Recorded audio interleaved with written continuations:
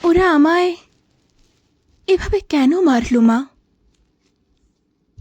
মা, আমি তো যেমন ডিউটিতে যাই সেরকমই ডিউটিতে গেছিলাম, কিন্তু আমি তো জানতাম না যে আজই হবে আমার শেষ দিন। আমি তো আমার জুনিয়রদের সাথে একসাথে কত গল্প করতে করতে রাতের খাবার খেয়েছিলাম। জানো মা, অনলাইন থেকে অর্ডার করে আনিয়েছিলাম আমার প্রিয় খাবারটা, ওটাই আজ খেয়েছিলাম। তখন যদি একটু বুঝতে পারতাম এটাই শেষ খাওয়া, এটাই শেষ গল্প। ডিউটির বাঁধনে আমি যখন ক্লান্ত হয়ে গেলাম মা, আমার চোখ দুটো ঘুমে বন্ধ হয়ে যাচ্ছিল। একটু শরীরের ক্লান্তি মেটাতে গেলাম, তখনও যদি বুঝতে পারতাম মা সারা জীবনের মতো বিশ্রামে চলে যাব। তখন ভোর রাত, আমি ওয়ার্ডে একা। তখন ভোরের শীতল বাতাসে আমার একটু ঠান্ডা লাগতে আমি লাল চাদরটা ঢাকা দিয়ে একটু চোখ বন্ধ করেছিলাম শুধু।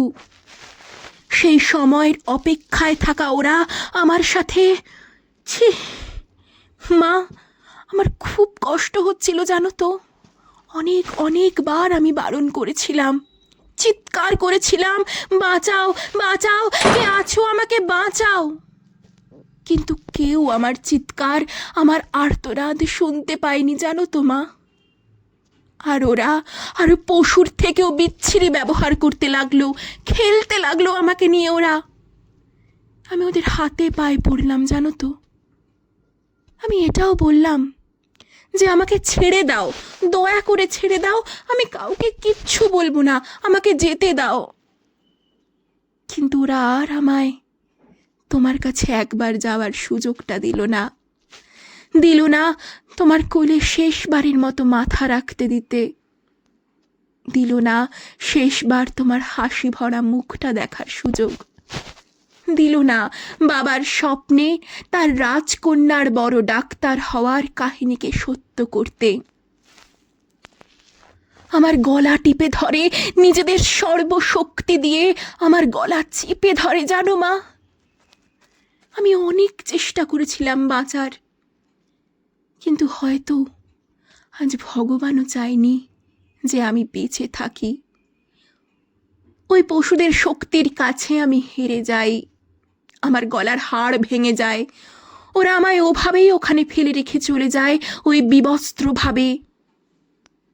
সকালে সবাই আসে, কিন্তু এ কি, আমি কারোর সাথে কথা কেন বলতে পারছি না? তোমাকেও দেখতে পাচ্ছি, তোমায় কত করে ডাকছি, তুমি শুনতে কেন পাচ্ছ না মা আমার ডাক? ও ও ও মা, মা গো, এই তো দেখো, দেখো না মা, ও মা, এই তো আমি। তুমি কাঁদছো কেন, কি হয়েছে তোমার ও মা? দেখি মা সামনে একটা লাশের দিকে তাকিয়ে হাউমাউ করে কাঁদছে। লাশটার মুখ দেখতে পেয়ে আমি শিউরে উঠি। হে কি, এটা যে আমারই নিথর দেহ, আমি কি তবে মারা গেছি? আমিও কাঁদতে শুরু করলাম। সবাই আমার এই মৃত্যুতে শোকাহত, সারা দুনিয়া আমার মৃত্যুর ঘটনা আপাতত জেনে গেছে, সবাই বিদ্রোহ করছে, কিন্তু আমি আমার নিথর দেহের দিকে তাকিয়ে রইলাম। আমার শেষটা তো আরো ভালো হতে পারতো বলো মা। দেখো না মা, ওরা আমার মুখের দেহের কি বিচ্ছিরি অবস্থা করেছে দেখো।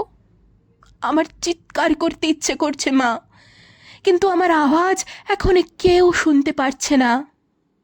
আমি এতগুলো লোকের সামনে চিৎকার করছি, কিন্তু একটা কেউ আমার এই চিৎকার শুনতে পারছে না, কেউ না।